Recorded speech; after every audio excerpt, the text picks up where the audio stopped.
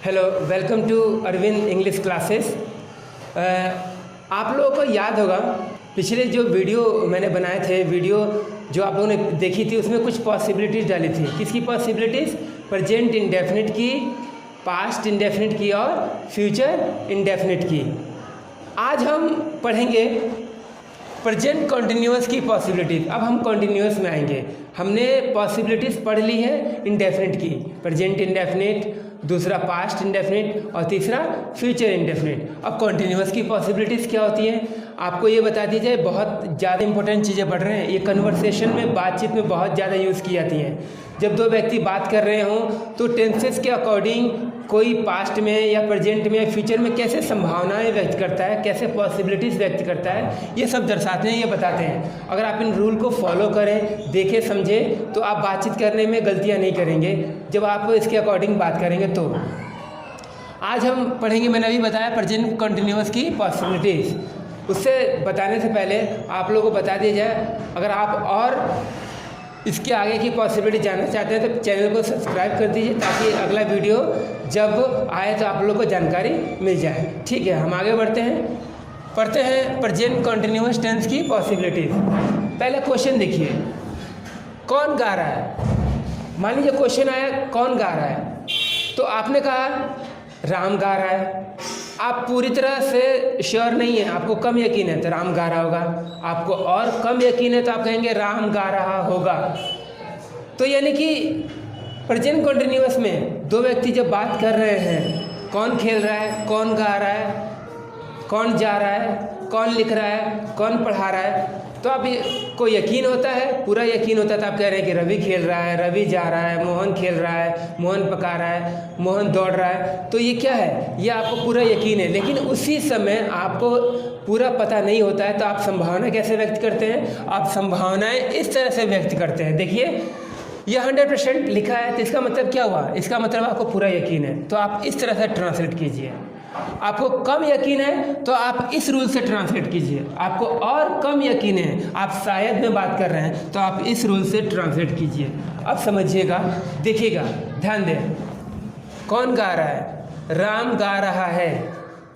राम गा रहा है, ये जो सेंटेंस है ये प्रेजेंट कॉन्टिन्यूअस टेंस का सेंटेंस है। ये प्रेजेंट कॉन्टिन्यूअस टेंस का ये सेंटेंस है। राम गा रहा है, रहा है, रही है, रहे हैं, ये आता है प्रेजेंट कॉन्टिन्यूअस टेंस में। और अगर ऐसा आ रहा है, आपको यकीन है पूरा, तो आप इस रूल से बनाइए। पहले सब्जेक्ट लगाइए। देखिए सब्जेक्ट कौन है? राम। देखिए मैंने राम लिखा है। फिर एस या एम या आर, फिर समझिए, सब्जेक्ट के बाद एस या एम या आर, लेकिन किसके अकॉर्डिंग? सब्जेक्ट के अकॉर्डिंग। अगर सब्जेक्ट सिंगुलर है, सब्जेक्ट अगर एक वचन है, सब्जेक्ट अगर सिंगुलर नंबर है, तो आप लगाएंगे एज। देखिए सब्जेक्ट क्या है यहाँ पर? राम। तो राम कैसा है? सिंगुलर, एक ही तो है वो, उसके साथ मैंने क्या लगा रखा है? एज। फिर इसके बाद वर्ब की फर्स्ट फॉर्म में आईएनजी, राम सब्जेक्ट, फिर एज, फिर वर्ब। क्रिया है कि जो राम कर रहा है। राम ने कौन सी क्रिया की है, कौन सा काम कर रहा है? राम गा रहा है, गाने की क्रिया हुई है, तो सिंगिंग। देखिए वर्ब सिंगिंग। फिर ऑब्जेक्ट, ऑब्जेक्ट नहीं है तो नहीं लगाएंगे। कौन गा रहा है? राम गा रहा है, पूरा यकीन है तो हमने इस रूल से ट्रांसलेट किया। राम गा रहा होगा, यानी कि इस बातों से क्या पता चला कि राम गा रहा होगा। जिससे पूछा है वो कह रहा है राम गा रहा होगा, यानी इसको पूरा यकीन नहीं है, वो बस संभावनाएं व्यक्त कर रहा है। तो राम गा रहा होगा, इस रूल से ट्रांसलेट होगा। राम सब्जेक्ट, फिर मस्ट भी देखिए लगा रखा है, फिर वर्ब की first form ING, singing, object नहीं है, कोई बात नहीं। अब कौन गा रहा है? राम शायद गा रहा होगा। राम शायद गा रहा होगा, यानी कि जिससे पूछा गया है उसको बहुत कम यकीन है, वो संभावना व्यक्त कर रहा है। राम शायद गा रहा होगा, बस वो यूं ही कह रहा है, राम शायद गा रहा होगा, उसको यकीन नहीं है, तो आप इस रूल से ट्रांसलेट करेंगे। पहले लगाएंगे सब्जेक्ट, देखिए राम सब्जेक्ट है, फिर लगाएंगे माइट भी, माइट भी देखिए लगा हुआ है, फिर वर्ब की फर्स्ट फॉर्म आईएनजी, सिंगिंग, फिर ऑब्जेक्ट, ऑब्जेक्ट नहीं है तो नहीं लगेगा।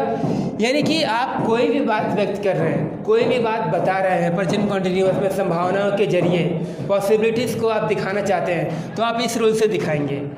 ये 100% पूरा यकीन, 80% आपको कम यकीन है, संभावना व्यक्त कर रहे हैं, 20% आपको और कम यकीन है, यानी आपको और कम संभावना व्यक्त कर रहे हैं। तो ये तीनों रूल इस तरह से लगाएंगे। एक बार बता दूं मैं आप लोगों को सब्जेक्ट क्या होता है। देखिए यहाँ पर हर जगह सब्जेक्ट, यहाँ पर भी लिखा है, यहाँ पर भी सब्जेक्ट, यहाँ पर भी सब्जेक्ट। सब्जेक्ट वह होता है जो कार्य कर रहा होता है। जैसे कि रवि खेल रहा है, कौन खेल रहा है? रवि, तो रवि सब्जेक्ट हुआ। और वर्ब क्या होती है? क्रिया, जो सब्जेक्ट के द्वारा की जा रही होती है। जैसे रवि खेल रहा है तो रवि काम कर रहा है, सब्जेक्ट क्या कर रहा है? खेल रहा है, तो खेलना ही क्रिया हुई, वही वर्ब हुआ। अब एक और मैं एग्जाम्पल देता हूँ, ध्यान दें।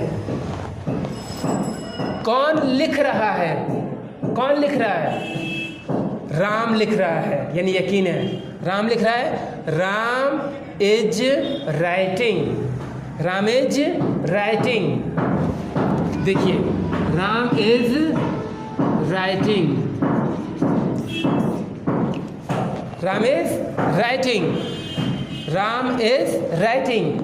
राम लिख रहा होगा, Ram must be writing, Ram must be writing. Ram शायद लिख रहा होगा, Ram might be writing.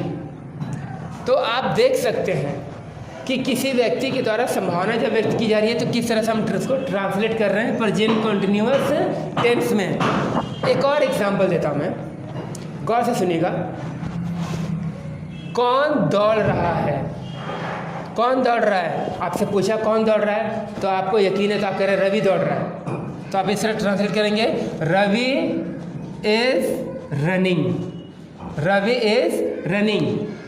Ravi दौड़ रहा होगा, Ravi must be running, Ravi must be running.